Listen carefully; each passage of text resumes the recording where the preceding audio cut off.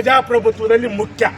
ಆ ಜನಾಭಿಪ್ರಾಯ ನಾನು ಹೇಳ್ದೆ ನಿನ್ನೆ ಸುಪ್ರೀಂ ಕೋರ್ಟಲ್ಲಿ, ಸ್ವಾಮಿ ಆ ಜನ ಪಾರ್ಟಿ ನೋಡಿ ನಾನು ಗೆಲ್ಸಿಲ್ಲ, ಇಂಡಿಪೆಂಡೆಂಟ್ ಆಗಿದ್ದಾಗ 33,000 ಲೀಡ್ ಕೊಟ್ಟರು, ಸೆಕೆಂಡ್ ಟೈಮಲ್ಲಿ 16,000 ಲೀಡ್ ಕೊಟ್ಟರು, ಮೊನ್ನೆ 19,175 ಕೊಟ್ಟಿದ್ದಾರೆ. ಸ್ವಾಮಿ ಜನ ಮೂರ್ಖರಲ್ಲ, ನಾನು ತಪ್ಪು ಮಾಡಿದ್ರೆ ನನ್ನ ಮನೆ ಕಲಿಸ್ತಾ ಇದ್ರು, ನಾನು ಚೆನ್ನಾಗಿ ನಿಮ್ಮ ಒಂದು ಸೇವೆ ಮಾಡ್ತಾ ನಾನು ಕಂಟಿನ್ಯೂ ಮಾಡ್ಕೊತ.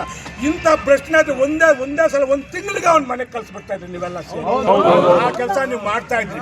ಆದರೆ ನಾನು ಇವತ್ತು ಹೇಳ್ತೀನಿ, ಒಂದು ಒಳ್ಳೆ ರಾಜಕೀಯ ಮಾಡೋಣ.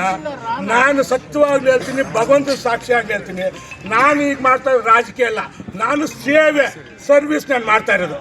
ನಾನೇ ಅದನ್ನು ನಿಮ್ಮಂಥ ಕಚಡ ರಾಜಕೀಯ ಸ್ಟಾರ್ಟ್ ಮಾಡಿದ್ರೆ ನೀವು ಬಾಗೇಪಲ್ಲಿ ಹೆಜ್ಜೆ ಇಡಕ್ಕೆ. ಯಾಕಂದ್ರೆ ನಾನು ರಾಜಕೀಯ ಈ ಒಂದು 13 ವರ್ಷ ನಾನು ರಾಜಕೀಯನೇ ಮಾಡಿಲ್ಲ, ಸರ್ವಿಸ್ಸು, ಬಡವರು ಬಂದ ಸಹಾಯ ಮಾಡೋದು, ಕಷ್ಟದವ್ರ ಬಂದ ಆಫೀಸರ್ಗೆಲ್ಲ ಈ ಕೆಲಸ ಮಾಡ್ತಾ ಇದ್ದೆ. ನಾನು ರಾಜಕೀಯ ಅಂತ ಮಾಡಿಲ್ಲ ಇದುವರೆಗೂ. ನೀವಿಂಥ ಕಚಡ ಕೆಲಸಗಳು ಮಾಡ್ತಾ ನಾನು ಸ್ಟಾರ್ಟ್ ಮಾಡ್ಕೋಬೇಕಾಗುತ್ತೆ. ಆದ್ದರಿಂದ ದಯವಿಟ್ಟು ನಿಮ್ಮ ಲಿಮಿಟ್ಸಲ್ಲಿ ನೀವಿರಿ, ನೀವು ರಾಜಕೀಯ ಮಾಡಿ, ನಂದೇನು ಅಭ್ಯಂತರ ಇಲ್ಲ. ನೀವು ಸತ್ಯಾಪುರದಿಂದ ಅಂತ ಆದ್ರೂ ಬನ್ನಿ, ಇನ್ನೊಂದು ದೇಶದಿಂದ ಆದ್ರೂ ನನಗೇನು ಅಭ್ಯಂತರ ಇಲ್ಲ.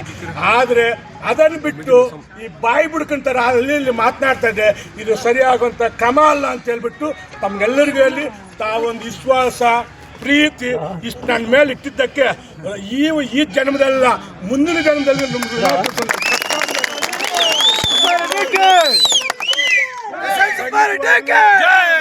MLA ಇರ್ಲಿ ಇಲ್ಲದೆ ಹೋಗ್ಲಿ, ಸಾಯೋ ತನಕ ನಿಮ್ಮ ಜೊತೆಯಲ್ಲಂತೂ ಇರ್ತೀನಿ. ನಾವೆಲ್ಲರೂ ಪಾಪ ಬೆಳಗ್ಗೆಯಿಂದ ಕಾದ್ಕೊಂಡು ಪಾಪ ಬಿಸಿಲಲ್ಲಿದ್ದೀರಾ. ನಾವೆಲ್ಲರಿಗೂ ಆ ಭಗವಂತ ಒಳ್ಳೇದು ಮಾಡಲಿ ಅಂತ ಭಾವಿಸಿ ತಮ್ಮೆಲ್ಲರಿಗೂ ನನ್ನ ಕೃತಜ್ಞರು, ನಿಮಗೆ ನಮಸ್ಕಾರಗಳು, ಪಾದ ನಮಸ್ಕಾರಗಳು ಹಾಕಿ ನನ್ನ ಮಾತು